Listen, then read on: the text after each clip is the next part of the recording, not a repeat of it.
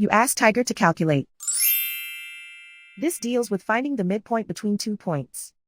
The midpoint between the 2 points is 83, 35.5. Let's solve it step by step. Plot the 2 points and calculate the midpoint using the formula.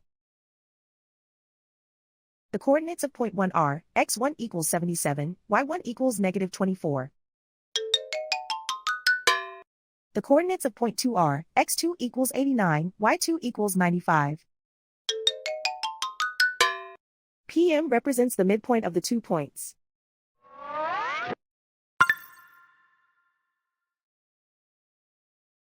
Use the x values in the midpoint formula to find the midpoints x. x1 equals 77. x2 equals 89. Simplify the arithmetic.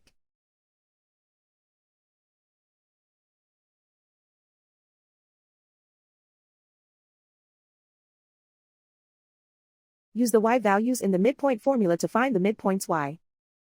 y1 equals negative 24. y2 equals 95. Simplify the arithmetic.